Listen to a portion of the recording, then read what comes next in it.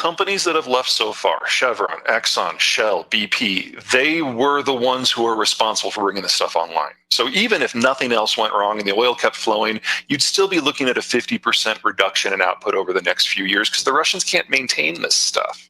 And every Russian bond and stock is going to go to zero, which is how things worked before globalization in a situation like this. There's plenty of historical precedent. The Russians are going to nationalize everything, and you're going to have to wait to start over with a fundamentally new government that has a different understanding of national authority and rule of law. So you have to wait for Putin to be removed from the scene one way or another, and the entire power cadre that he has spent the last 25 years building to also dissolve into something else. That is not a 5-year bet.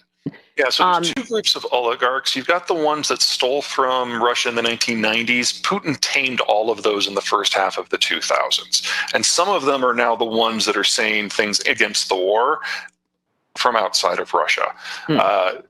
Going after their assets is all well and good. They started out as crooks. Some of them kind of reformed themselves. That's a personal or political preference. I don't think there'd be any blowback from going after those guys. The second group are called the Silivarks. They're people who came up with Putin from the security apparatus who then have seized other things.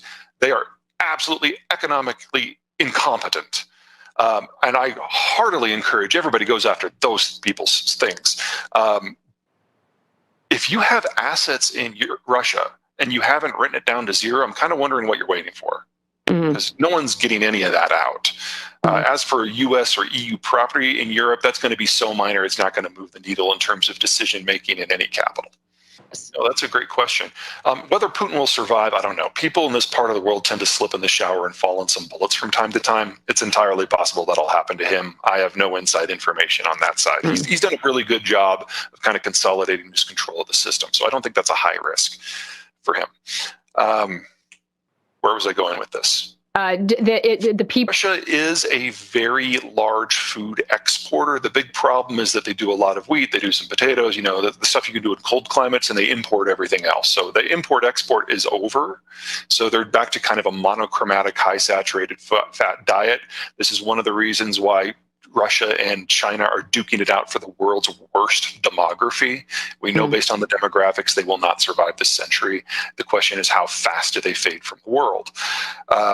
I don't expect Russia to have meaningful food shortages in terms of starvation. There will always be a distribution issue. And with every company that deals with the logistics or tech that pulls out of Russia, the distribution becomes a little bit more old school. So growing the food, I'm not concerned about. Distributing it in a way that keeps everybody alive, that's a different question.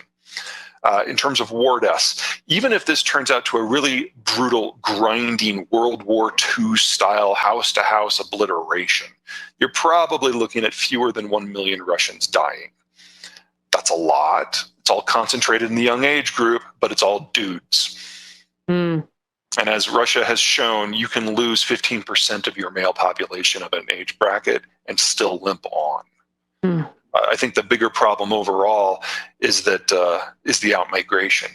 In the 1990s, based on whose numbers you're looking, the Russians lost between 2 and 10 million people to outward migration. We're now having a second wave. Everyone who grew up under Putin, who is now in their 20s, are seeing everything that they thought that Putin gave them in terms of stability and economic growth dissolve in literally days. And anyone who can get out is getting out, and they're taking their skills with them. And the Russian educational system really collapsed in mass back in the 80s and was never reformed. So these people are irreplaceable. Sure. So assuming for the moment that the Russian gambit to split off Turkey and Germany works, because if it doesn't, then NATO's a very different place. But let's assume that that works.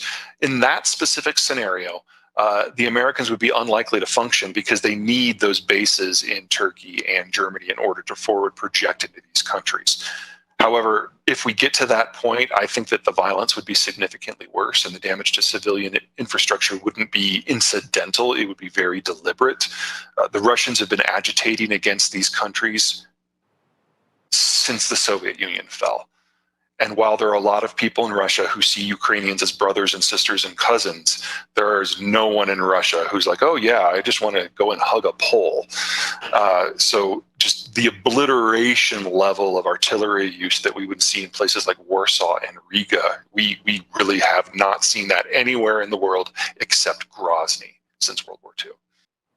Right now, the NATO policy, and I think will stick as long as the Ukraine war is going on, is to shove as many weapons and as much intelligence and maybe volunteers into Ukraine as possible, so that the Russians have to fight for every bloody inch. And then when they're done, they have to go back and do it all over because there's a partisan insurrection.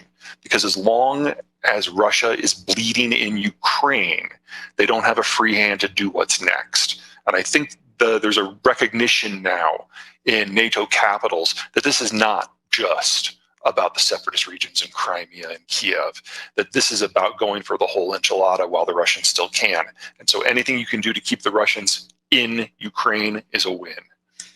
I agree with about half of that. On supply chains, certainly, between the shale revolution, COVID, populism, anti-trade, Trump, Biden, all of that combined, there is now not a manufacturing process in East Asia that can be done more cheaply than its equivalent in North America.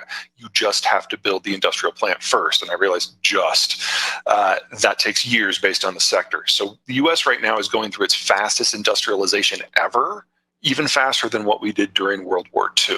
And this is only going to accelerate that entire process as we basically draw a big, thick line between the North American system and this China-centric system. And since the United States system has Mexico and has the consumption and China does not, that ends with China being removed as a significant manufacturing player, assuming it doesn't collapse on its own first. Roughly our industrial plant. In terms of energy, there's going to be a whole mix of things in there. As long as Biden does not does not reinstate the US energy export embargo, you're going to see a huge expansion of drilling, because you're talking about feeding into a system that's at least 5 million barrels per day shy. You know, if prices stay under 170 in that environment, I would be shocked. But Biden is also a populist. There is no way that he or Trump or Obama would expose the American population to $200 oil if he didn't have to. And he doesn't have to, because in the 2015 omnibus bill, the president has the ability to slam the export ban back into place at any time without needing to go to Congress first. So one way or another, the world is not just losing Russian crude, it's also losing American crude. Do you expect that to happen, the export ban? This year. People in their 40s and 50s are the savers. They're the high productive workers. They don't consume much. That's Europe. People in their 20s and the 30s, they're the low end workers. They're the consumers. That's maybe the Middle East. And people who are in their 10s and their single digits, they're the children. They're the workers of tomorrow.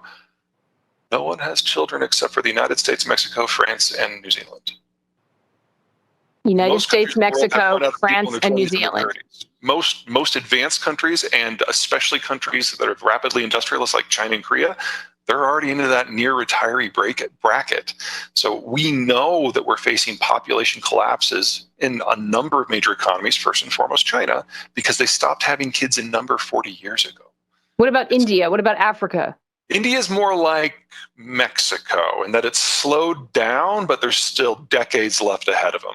The problem with Africa is that they are such a huge importer of all the things that is necessary to maintain modern life, most notably agriculture, that if you break down global supply chains, a lot of these countries are going to dissolve.